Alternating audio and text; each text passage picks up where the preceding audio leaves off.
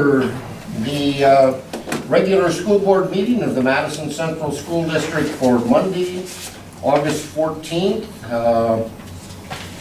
First order of business is to record the members present or absent. We do have a quorum, and so we'll move on to the Pledge of Allegiance.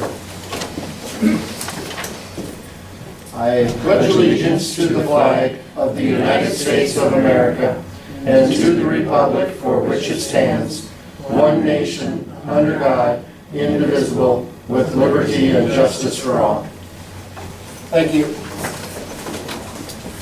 The next is to discuss the agenda, and we will have one additional item that we'll be adding in our personnel actions, and that would be for Lindsay Dieterle moving in the from an MA to an MA 15. And then we also will be doing item 18A, which will be to amend action 09 that we did last month in setting of adult food service prices. So that'd be an item 18A. So one additional personnel item, and then an item 18A will be what the amended agenda would be. I would entertain a motion then to approve the agenda. Okay, Mr. Miller, is there a second? Second. Second by Mr. Hanemichael. Further questions or discussion? Hearing none, all in favor of approval of the agenda signify by saying aye. Aye. Opposed, nay. Declare that that's passed. Next is the approval of the consent items 7 through 9. We have two sets of minutes from our July 10th meeting, of course our regular meeting and our annual meeting. Mr. Miller is still reading bills, but and is now done with bills, perfect timing. And Mr. Hanemichael, Mrs. Schultz, and Mr. Miller were through the bills. Any comments, questions? Mrs. Guzzi is cut off. Sean got the S's, okay. Financials, of course, are posted. Those all seem to be in order. Mr. Jorgensen, I think you get to talk on personnel actions tonight, don't you? Yep. There are a couple items, obviously, it looks like. Hired Wayne Walinga as an in-town bus driver. He replaced Jarrett Jonke. Jason Little Thunder as a custodian, replaced Dennis Beeson. And then some coaching assignments, Jerica Thompson for 9th grade volleyball. Rob Graham as head girls tennis. Mitchell Brooks as assistant girls basketball. Liz Gores as boys and girls basketball cheer advisor. Tom Nielsen, 9th grade football. Ross Huska as assistant varsity boys basketball. Jacob Giles, 8th grade boys basketball. Laura Bloom, assistant varsity gymnastics. And Matthew Gross as high school roll and terp. And then changes, Maxine Underbarner, remove assistant varsity girls basketball. Megan Vanderpool, add 9th grade basketball. Evan Finley, add 7th grade boys basketball. Teresa Martindale would add the National Honor Society. Zach Johnson would drop 9th grade wrestling and add middle school wrestling. And then Travis Johnson would drop middle school wrestling and add 9th grade wrestling. So the shirt says Coach Johnson, we're okay. That's right, so they're just swapping. Right. And then lane changes, Shaw Hoyer, MA 45 to MA 60. Jill Cradaville, BA 15 to BA 30. Marcia Hoffman, BA to BA 15. Casey Matarisi, BA 15 to BA 30. And then the one we added, Lindsay Dieterle from MA to MA 15. And her amount would be 48,322 if you want to record that. So those are the consent items 7 through 9. Would entertain a motion to approve consent items. So moved by Mrs. Sims. Is there a second? Second. Second by Mrs. Cecil. Further questions or discussion? Hearing none, all in favor of approval of the consent items signify by saying aye. Aye. Opposed, same sign. Declare that those are approved. It looks like we have no delegations, so we'll move on to administrator's report. Just a few items. Registration last week went well, and just want to say a big thank you to all the volunteers that helped out. They made the process go very smooth. Little Red Schoolhouse Award, we touched on it last month, but it was given out the other day at the We have the ASBSD, pictures, Steve. You bet. where our middle school, Madison Middle School by the South Dakota Administrators of South Dakota, picked the Makerspace program that we started as the winner of that award. So that was a nice award. They met last Thursday, it was, for the ASBSD, and then Governor Dugard handed out that award. Updates, middle school boilers, the chillers are up and running. The boilers themselves won't actually be, and the air handler won't be, they're in place, but we won't actually be testing those out until we get to a time when we're not going to need the chillers, because we need to turn the chillers off because of the pipe system we have before we can actually finish the last. But they're in place, they're ready to go. There'll probably be some adjustments that have to take place once we make that switch. Probably noticed the roof construction is still going on outside. As of last week, they were roughly about 70% completed. I haven't looked at the stack of insulation in the back to see where we're at, so hopefully they're a little bit farther than that after today, but the elementary playground fence has been installed. I think it looks really nice and it'll serve a great purpose for us. Security cameras, or excuse me, entrances, we're adding a couple doors at the elementary, off the playground side, and also one off the north side of the high school here for entrance to the building. They're working on the high school one today, actually, and we're good to go. We're good to go. And next There's will be some the little elementary cleanup level. of wiring, but otherwise it's all functioning. Okay. It sounds like it's good to go. We'll be getting that wrapped up. I mentioned in my report last month, not being here, about meeting with the governor.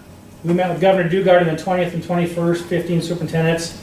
And since that time, I've heard the same message 3 more times at different meetings. But basically boiled down to the governor's office and Department of Ed are very willing to work with schools and communities and CTE projects and working out in community, which we're doing a lot of that already. And basically being able to adjust graduation paths if need be for students, and trying to make it so it's a positive for everybody and for the workforce too. Policy, we'll be going through a number of different ones. One that we didn't bring forward today, we'll bring forward next month, will be DCI background checks. Schools are required to do DCI background checks. However, evidently the DCI they didn't have the same regulations in place as what the Federal Bureau thought they should have in place. So as a result, every district in the state's going to have to now adopt a policy, and the one I've seen so far is 5 pages. But by law, we have to do background checks, so we will also get a background check policy in place, so that'll come forward next month as a first reading, and then we can make additions or changes. The ones that we'll bring forward basically have been written up a lot by the ASBSD and their attorneys. We'll have our attorney look at it as well, but then that's most likely the direction we'll have to go in order to conform with the background checks. And then we've got some others that we brought forward this month. We'll bring a few more forward next month. A lot of them are just cleanup because items have changed. Our process of how we do things have changed, so we just need to get them cleaned up, and so they're user-friendly. Upcoming events, we have new teacher in-service meeting on Wednesday already, and then the all-staff in-service kicks off on Thursday the 17th. And then I want to mention on the 18th, we have the SAVE training, which the Lake Erie Improvement Corporation is sponsoring for us, and we've invited Madison Christian School and also St. Thomas to join us in that training. And then the following Monday and Tuesday, we have in-service again. Wednesday is open house, the 23rd, and then here we are Thursday the 24th with school starting. Last thing I'll touch on, activities, band camps in progress, boys golf, they were in West Central today. Girls tennis is in Rapid City, the 18th and 19th is their first contest. Volleyball's first is the 24th home. Cross country is the 25th here at home. Football is the 25th at home. And then we have the board setting goal on the 28th. And then mark your calendars for August 30th is the Chamber Educators Reception at the Dakota Prairie Playhouse from 5 to 7 on the 30th. And the program will start about 5:45.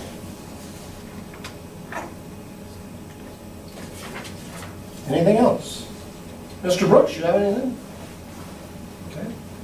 Ms. Guzzi? Before my handbook, I would just like to remind everyone as the homeless liaison for the district that we are on the lookout for homeless families before school starts and all the time. Definition of a homeless youth would be a child or youth who've lost their housing or residence and are residing in a variety of places like motels, shelters, shared residences, transitional housing, cars, campers, parks, campgrounds. And if you notice anyone that I could make contact with, or if you know a family that, has been removed who may need assistance, all they need to do is contact me in the elementary and we can move forward from there. In the past few years, we've ranged from having 1 to 7 homeless students in the district. So it's just important that we're cognizant of being watchful for them. Thank you. Rob or Lori, any comments on the convention? It was well worth my time, I would say. Very good. 507 registered, about 170 of those were board members, so it was I thought, a very, very good convention. A couple of other things just following up. Dr. Pogany will be at our September board meeting. We as a board earned an award last year. I'll just leave it at that, and he will be coming to present that award to us at our September board meeting. Looking ahead, if you check your emails, you should have gotten your planning documents. I would appreciate getting those back as soon as possible so I can get those compiled and hopefully information back out prior to our planning session. Everything pretty much is the same for those who've been around before. And I think Rob has obviously seen it, and we talked a little bit with Lori about that as we go through. The other thing, I guess, that I draw your attention to, ASBSD will be doing regional meetings. Probably the two that would be the closest for us to participate in. We lost out to Brookings. The Brookings superintendent cried louder than I guess Joel and I did, but we were promised that we would get it next year back. But there will be one in Brookings on October 3rd, and then the one in Sioux Falls will be on October 5th.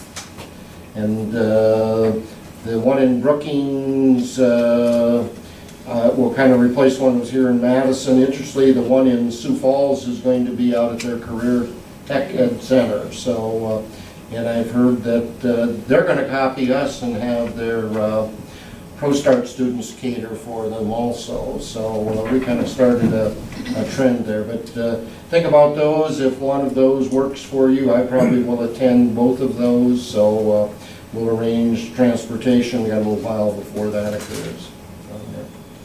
I'm off on Thursday to Chicago for National School Board Leadership through the Associated School Boards in there Thursday through Sunday. So hopefully we'll find a little more about what's going on in DC and education, and helping us be a little better as we get back into our state association. So, anything else on the reports, administratively or other?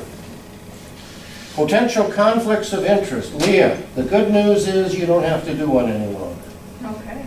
The good news is Tom doesn't have to do one anymore. The good news is Joel does probably have to do one. Hey? No, I don't. You don't think so? Maybe, I don't know. With Jill possibly? Maybe, yeah. Yep. Other than that, I don't know of any that we'd have come in. We have none prepared for this evening. So with the new legislation that occurred last year in Pier, can you stop that projector from jumping? I'll just hold it for you. That would be our roof project that we're talking about. We just don't want anybody sitting underneath. Don't slow them down, let them go. There.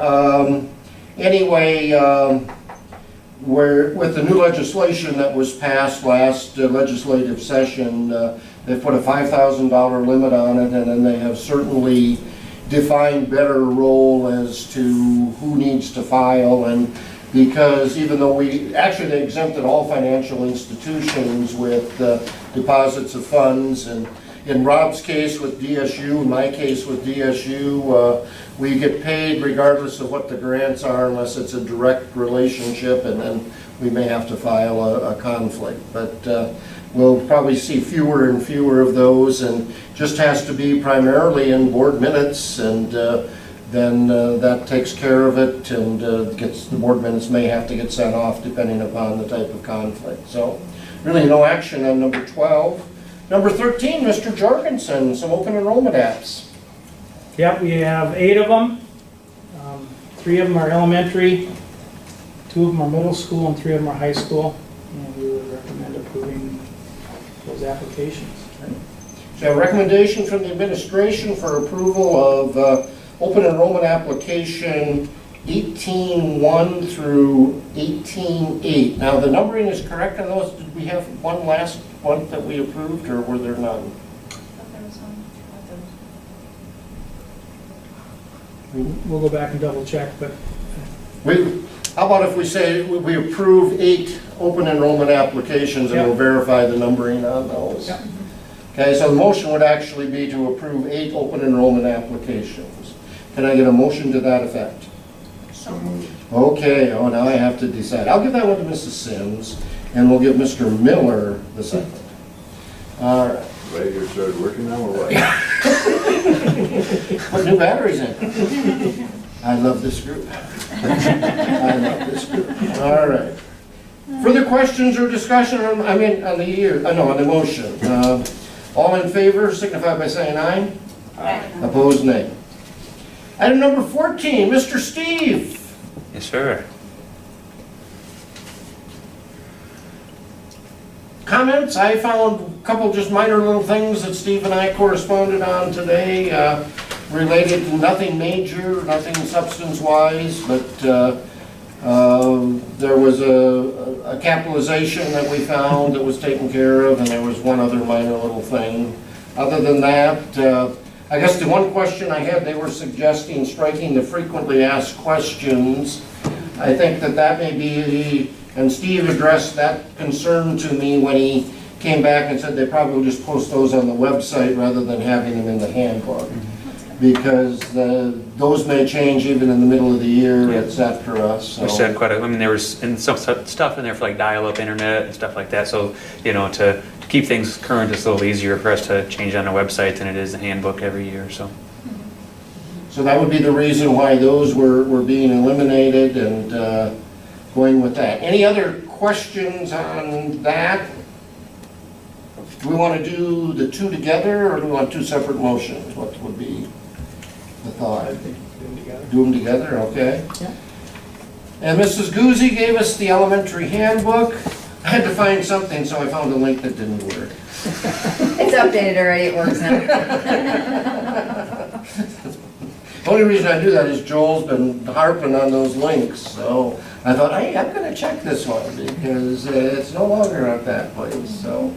That was basically the only thing I think that I had seen there that and then the smartwatches and fitness trackers are okay. It's Fitness the Apple trackers. Watches and those kinds of things that they can get their texts and their phones on and everything. And Any other? the other anything thing I else? would tell you about a smartwatch is they're kind of an interesting device because they track the kids, and sometimes we know when they trade during the school day. Makes for an interesting bus ride home for their parents who are tracking their kids. That's why you just kind of want to be aware of what a smartwatch is and what it does.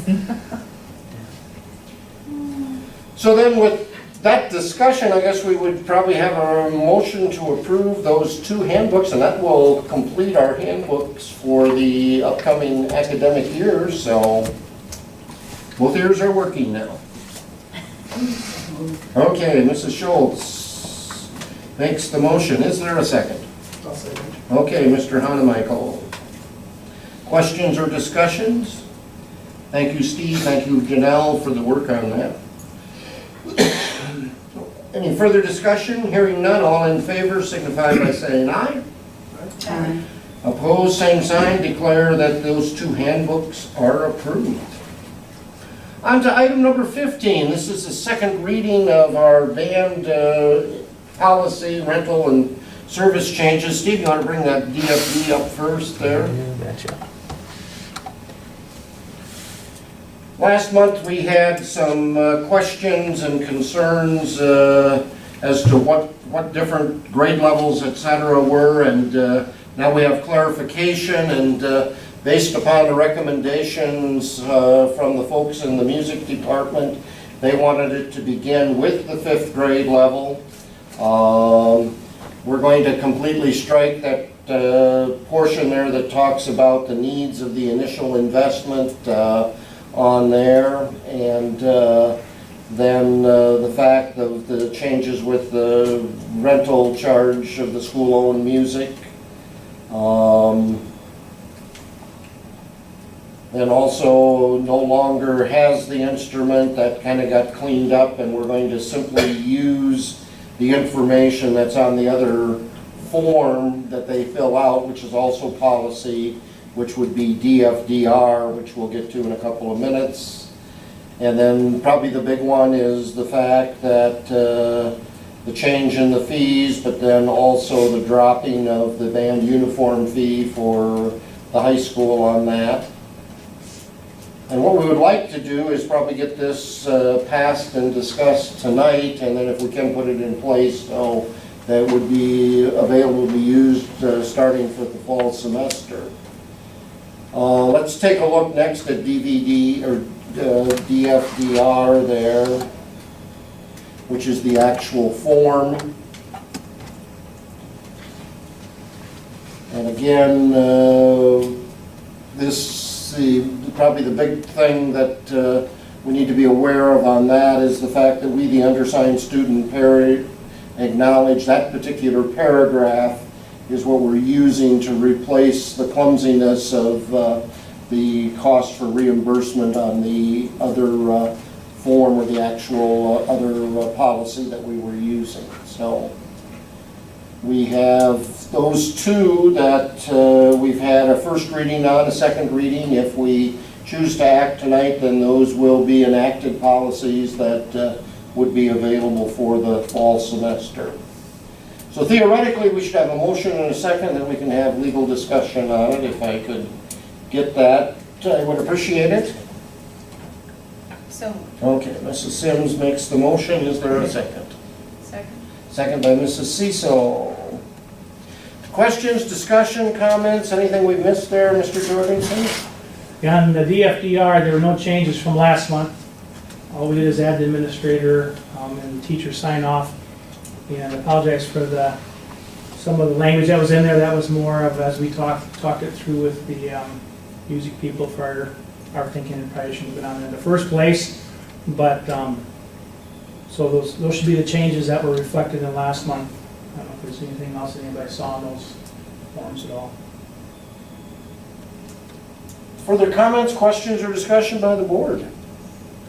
We then have a motion and a second. We're ready to take a vote. All of those in favor of approving the policy changes to DFD and DFDR/R signify by saying aye. Aye. Opposed, nay? Declare it's passed. I had an extra letter in that last one. That's all right.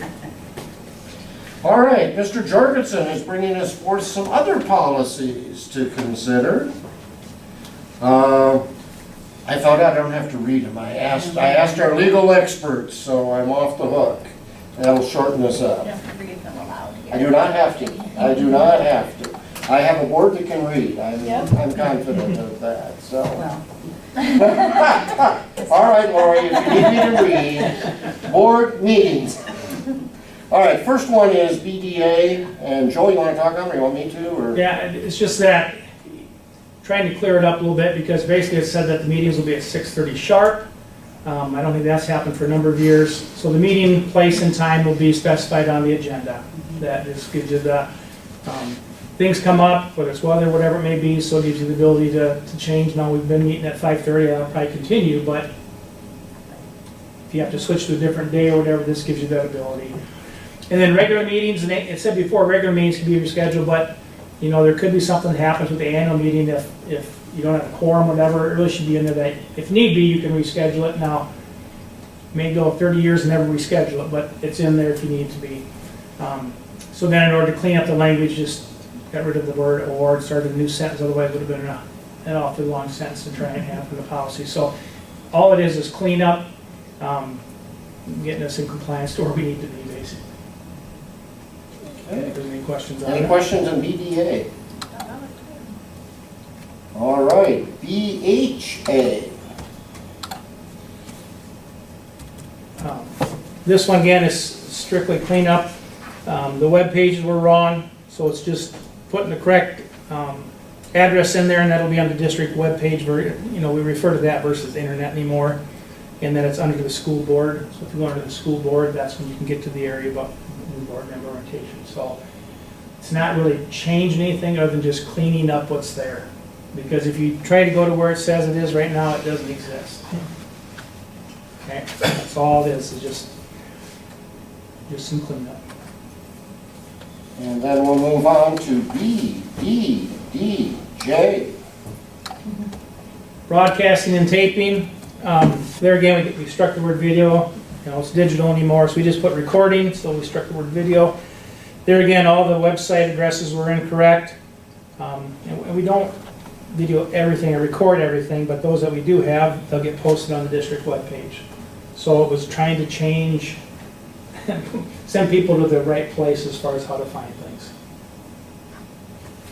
Just a comment on that, we may in the future be required to begin to use closed captioning also as a part of that.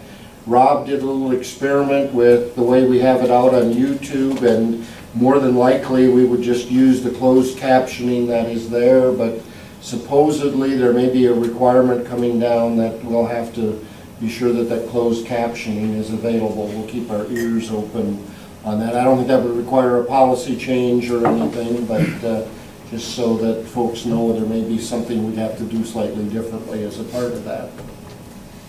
Any further questions, discussion on DD, DJ? All right. G, C, D hyphen R. Again, clean up the fingerprinting process. Says it used to say it would take place in the business office. It doesn't take place in the business office.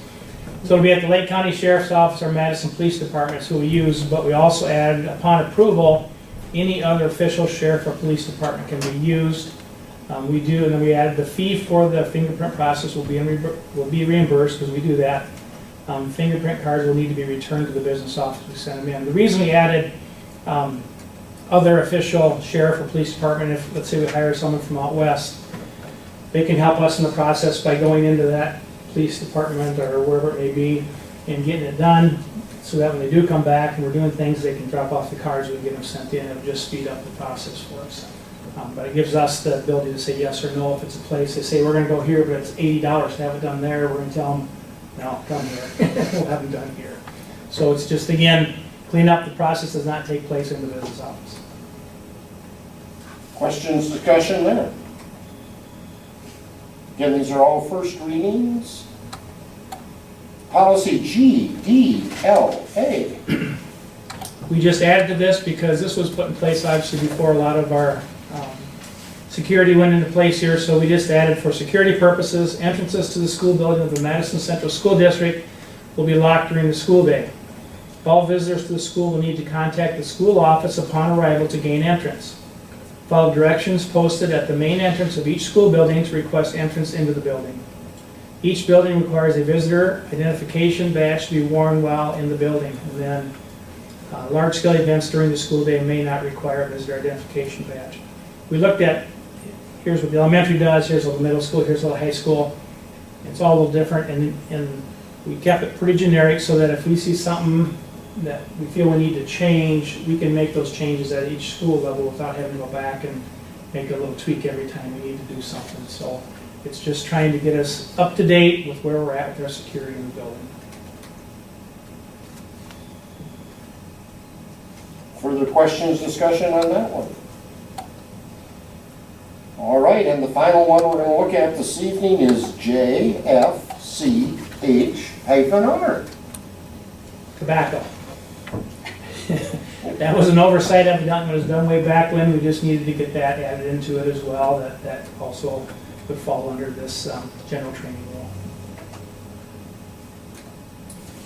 So those are the policies that we're considering, and this would then be their first reading. When time comes then next month in September, these would then be given a second reading and could at that point in time be approved. And these don't need a motion. Okay. So we've done our reading and we're done. Item number 17, Mr. Jorgensen. You have in there, or it's in the, I guess it's not in there, from Chester, Rutland, and Old Town Ramona, the bus stops, they're the exact same as last year, which were the exact same as the year before. It's a Senate Bill 77, something we have to do every year. They sent us that request, so we'd have a motion to approve the exact same stops as they've done in the past. So the administration is recommending that. Can we have a motion? One quick question. Yeah. With the, I think there's a stop still by the old Garfield School, is that correct? For them, I'd have to, I thought so. I think that building just, I thought that we had approved that a while ago anyway, and that building just changed ownership, so I just wanted to make sure that the locations in town were still also okay with it, and I assume the other school districts contacted. and if not, it's their responsibility, responsibility, because they're okay. the ones that are stopping there. So moved. then. Okay, Mrs. Sims makes the motion that we approve those. Is there a second?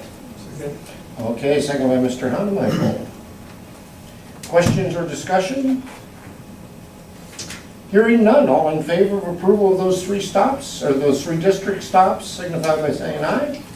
Aye. Opposed, nay. Declare that motion has passed. So who's going to do number 18? Is that you, Mr. Brooks? I can talk now. What we have is, in order to get our federal reimbursements, our cash balance and our food service fund can't grow beyond a certain level. And so we're growing to that point because we have a very good contract with our food service company right now. And so we had to show them how we're spending our money and what our plans are. So the pieces we replaced in the last few years of equipment and what will we do in the next few. And then we had to come up with just ways to make sure we're not going to grow up or grow our balance too large. And so one of those that we had submitted kind of in a plan that we potentially was we could offer some free days for the PM school, because it's the students who are paying the meals that's causing our balance to rise. If we offered some free days, that would make sure we wouldn't grow our balance, and then go back to those who are paying in the most. What this would do, our thought was, last school was kind of towards the end of the year. Our thought was if we did at the beginning of the year, when students show up for those first few days, they'd be going into the food service program where a lot of them, especially in the high school level, will go downtown and about. We'll invite them in. Then they get used to where you go the first few days is often where you go for the rest of the time. And so hopefully that'll help with our percentages and stuff. But then each day, lunches, it'll be about, let me remember here, each day for lunches will be about $2,500. So for the 3 days, it'll be $7,500. Each day for breakfast would be about $450. The total would be about $1,300 for 3 days. So the total would be just under $9,000. That was kind of what we were looking at. And what we had is when we did our food service proposal back, it was 4 years ago now, we received very, very good pricing. And that's allowed us to build up our cash balances. We've done some freezes in the past with our rates that we charge our students, and we actually got approved this year again to hold our rates for the students. So this is just making sure if we go above that cash level, they can reduce our federal reimbursements that we get. So we thought this would be a good idea, but to do it, we need board approval. I'm sure it was discussed, but there's no equipment that we need upgrading. We have been doing, and we do still have some pieces, we just want, when there's life left on a piece, you want to replace it at that point. But we've done our hot carts, we've done actually we did the freezer, a very large one. We did, kind of like, we've done, in the last about 3-4 years, we've done, with this contract, we've done a lot of replacing many brands. We still have, Do the like, ice machine. we did the ice machine, yeah, or did the ice machine. Pieces we have left are the hot serving lines, updated, more efficient equipment, but they're still holding their temps within the levels that they're required. So you hate to replace something that's not quite needed, but. Do you have any idea of how much we could save in efficiency by new ones though? That's kind of the thing. I mean, you may never get the price of the equipment back, but they are definitely, but I think the key we want is something that holds the temp at a constant level more than the efficiency piece, just because you want to make sure as you're marketing things, they're all at the right level. But So the recommendation from the administration is that we grant those 3 free days of both breakfast and lunch to the district students. If we get a motion in a second, then we can have further discussion.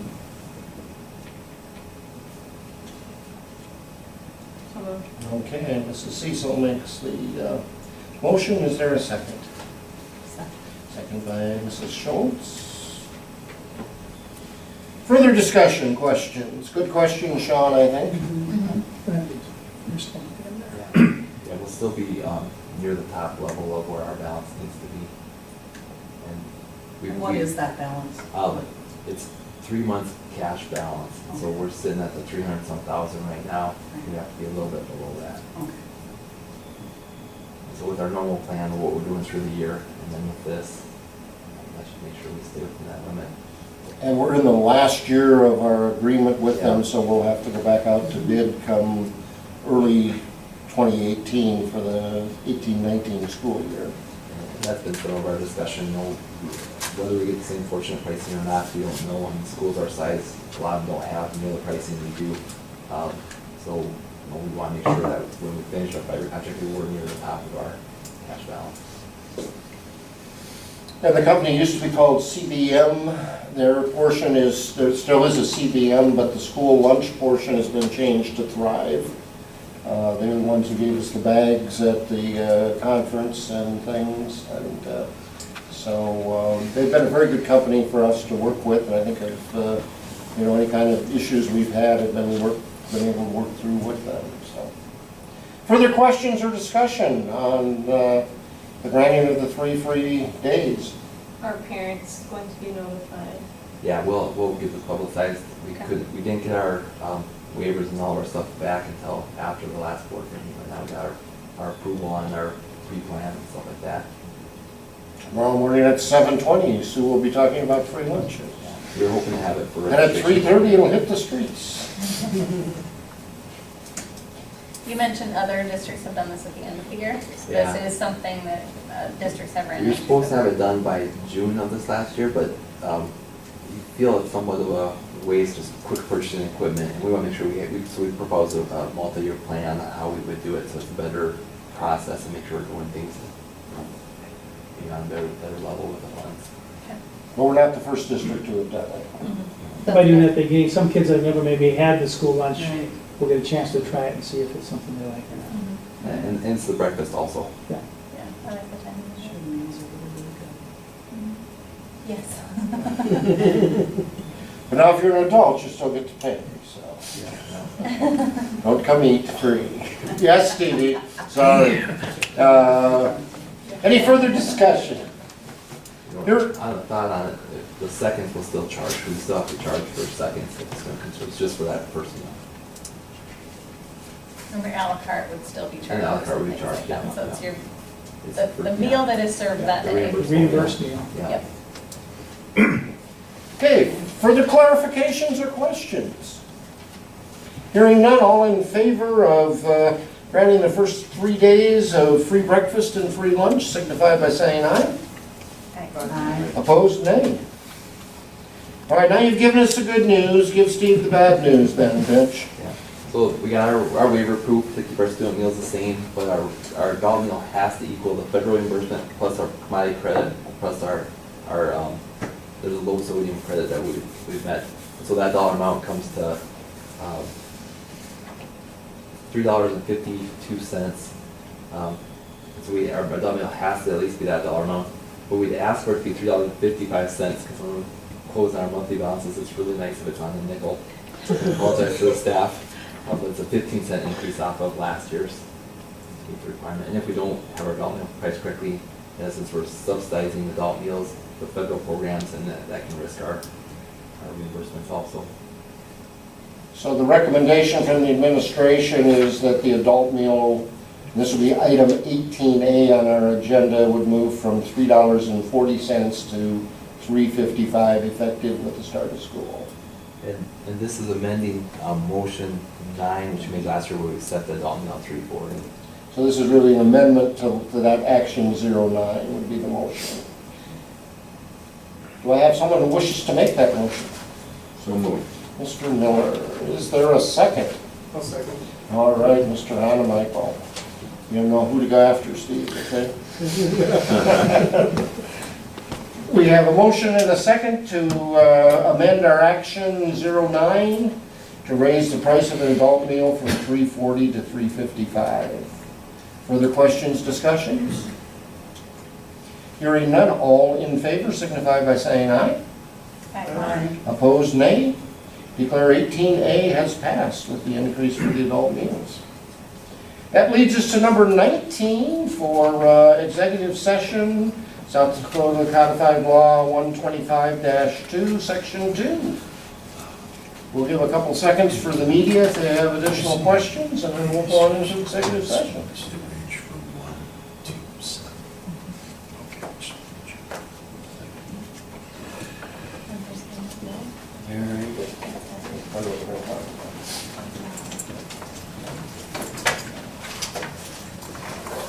If you have Jenny with her phone out here, I better get that exact time.